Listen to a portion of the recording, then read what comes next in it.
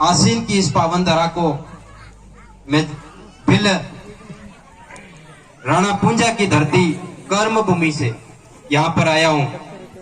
इसलिए भिल राणा पुंजा की कर्म भूमि से आप यहाँ के सभी हमारे भिल वंशजों को, हमारे SC ST समुदाय के सभी भाइयों को, सभी वडीलों को, सभी मौतवीरों को और हमारी माताएं, हमारी बहनें, आप सबको इस ऐतिहासिक महापुरुष की प्रतिमा मूर्ति स्थापना के इस कार्यक्रम पर बहुत ज्यादा धन्यवाद देता हूं कि आप लोगों ने इस भीलवाड़ा की धरती पे हमारे पुरखे, हमारे पूर्वज भिल राणा पुंजा की मूर्ति को स्थापित करके पुनः उस इतिहास को दोहराने का काम किया है। इसलिए मैं बहुत ज्यादा धन्यवाद देता हूं।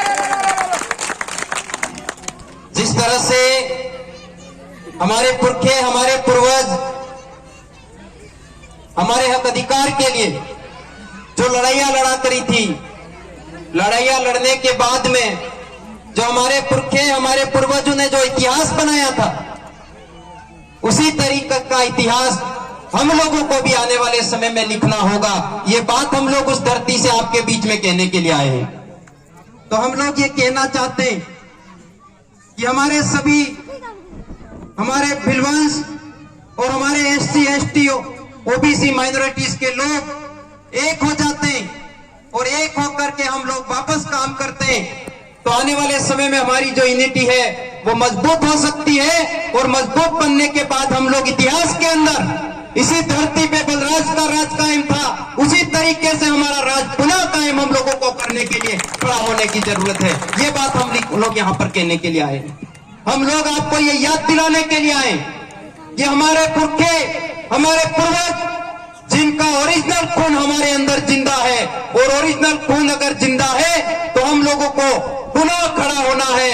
और जो लोग आज हमारे समुदाय पर, पूरे तमाम इलाके के अंदर जो लोग हमारे पे शोषण कर रहे हैं, जो लोग हमारे पे अत्याचार कर रहे हैं, उन लोगों को जड़ से उखाड़ कर फेंक देने के लिए हम लोगों को खड़े होने की जरूरत है। ये बात हम लोग यहाँ पर कहने के लिए आए हुए हैं। आप सबने ये जो कार्यक्रम किया है, ये कार्यक्रम करने के बाद आपको आज ये संकल्प लेके जाना है कि हमारे इलाके के अंदर जितने हमारे लोग हैं, उन लोगों को हमारी सामाजिकता पुनः सिखानी है और इस समाज की जाजम को पुनः बहुत मजबूती से हम लोगों को बनानी है। ये बात हम लोगों को संकल्प लेके जाने की जरूरत है।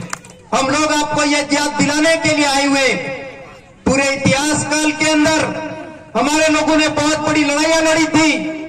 हम लोग देख सकते हैं, समझ सकते हैं कि हमारे समुदाय के लोग ढोल की थाप पर तीर धनुष और गोफरों के माध्यम से खड़े होकर के यहाँ पर जो रजवाड़े आए थे उनको भगाने का काम किया, मुगलों को भगाने का काम किया। तो उसी तरीके से हम लोगों को भी ये संकल्प लेना है कि आने वाले समय में जो लोग सामंतवाद को बढ़ावा दे रहे, जातिवाद को बढ़ावा दे रहे, उन लोगों को भी हम लोगों को खदेड़ने के लिए खड़ा होने की जरूरत है।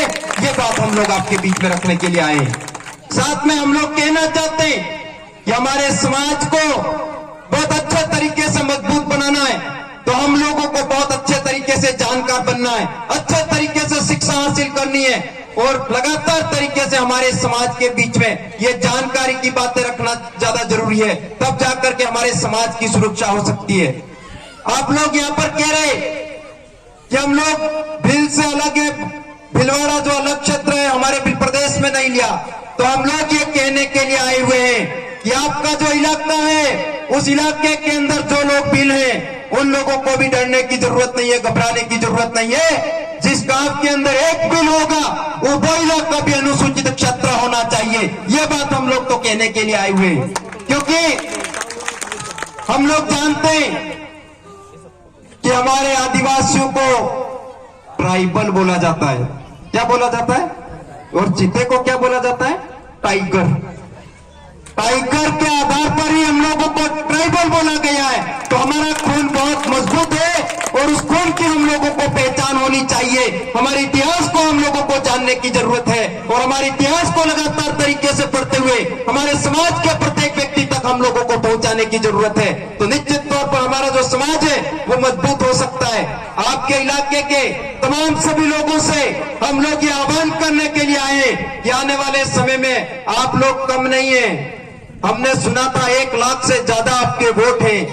आप लोग 1 लाख लोग इकट्ठा हो जाते हो, 1 लाख लोग इकट्ठा होकर के काम करते हो, तो ये जो लोग कमल कांग्रेस के लोग हैं उनको आप लोग जड़ से उखाड़ करके राजा बन सकते हो। इसलिए आप लोगों को अपनी ताकत का एहसास होना चाहिए कि हमारी क्या ताकत है। वही ताकत का एहसास हम लोग कराने के लिए आए हुए हैं। और साथ ही कह जाना चाहते हैं कि जब आपके भिलवाड़ा के तमाम भील इकट्ठा हो जाते हैं और इकट्ठा होने के बाद में ये लड़ाई लड़ते हैं तो आप भी भील प्रदेश का हिस्सा बनेंगे। और भील प्रदेश का अगर आप हिस्सा बनते हैं तो आने वाले समय में आपकी कम्युनिटी का, हमारे समुदाय का आदमी मुख्यमंत्री बनने वाला है। इसलिए आप लोग भील प्रदेश के लिए तन मन धन से लगातार तरीके से जन जागरण करिए और आने वाले समय में हमारी एकता को मजबूत करने के लिए हम लोग लगातार तरीके से दिन रात काम कर रहे हैं। इसलिए आप लोग भी इस मुहिम में बहुत अच्छे तरीके से शामिल होंगे और समाज के जागरण के लिए अधिकतम समय आप लोग लगाएंगे। ये हम लोग आशा उम्मीद रख के यहाँ से जाना चाहेंगे। और साथ ही हम लोग बताना चाहते हैं, किसी नेता नेतियों से आप लोगों को डरने की जरूरत नहीं है, घबराने की जरूरत नहीं है। हम लोग भारत की विधि, भारत के कानून को मानने वाले लोग हैं।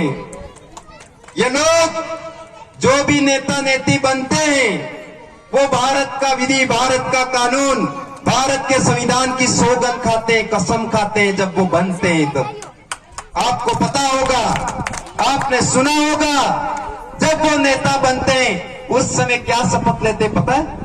वो बोलते मैं ईश्वर की शपथ लेता हूं, सत्यनिष्ठा की प्रतिज्ञा करता हूं, मैं भारत की विधि, भारत के संविधान के प्रति सच्ची निष्ठा, सच्ची श्रद्धा रखूंगा, भारत की एकता अखंडता को अक्षुण्ण रखूंगा, मैं सदस्य के रूप में अपनी सेवाओं का मैं बिना भय, बिना पक्षपात, बिना लिंग भेद के निर्वहन करूंगा। इस तरीके की वो लोग सौगंध खा रहे हैं।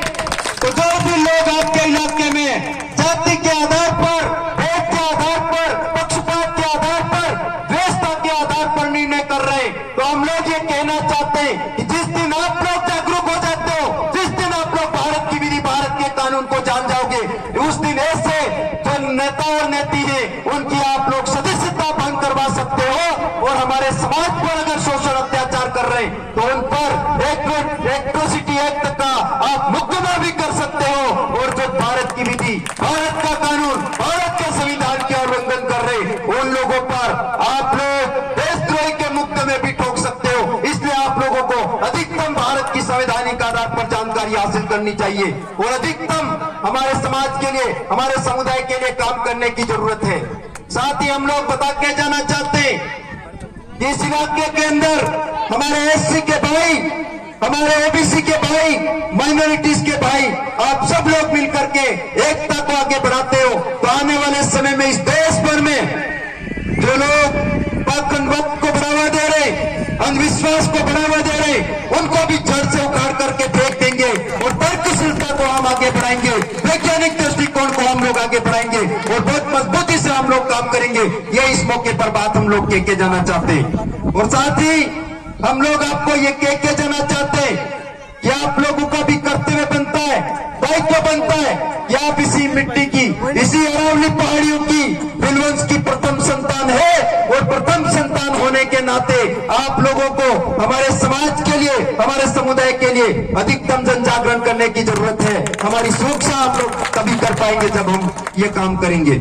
ये जो हमारी लड़ाई चल रही है ये हमारे अंतिम पीढ़ी की अंतिम लड़ाई है। अंतिम पीढ़ी की अंतिम लड़ाई में हम लोगों को तन मन धन के साथ में लगना होगा और अधिकतम जन जागरण का काम करना होगा। नहीं तो आने वाले समय में जैसे आप लोग जानते, पेड़, कई जंगलों में कई पेड़ पौधों की प्रजाति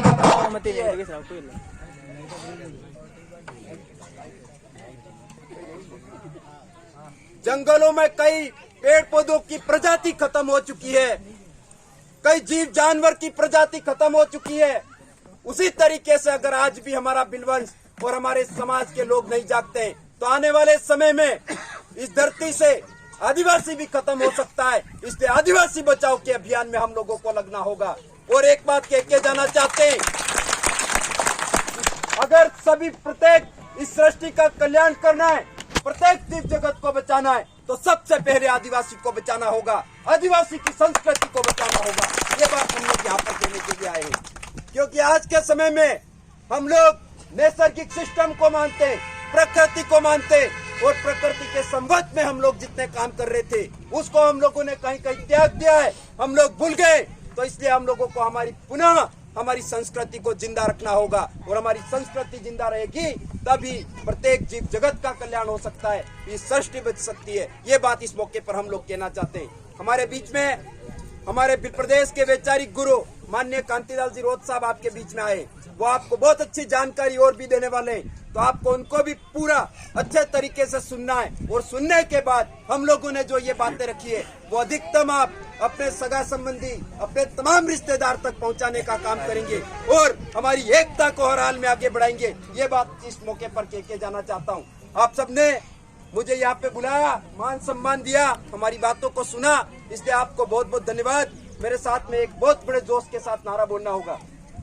अरे जय जोहार का नारा है, भारत देश हमारा है, अरे जय जोहार का नारा है, भारत देश हमारा है। आप सबको बहुत बहुत धन्यवाद। जय जोहार, जय आदिवासी, जय बिल प्रदेश, बहुत बहुत धन्यवाद।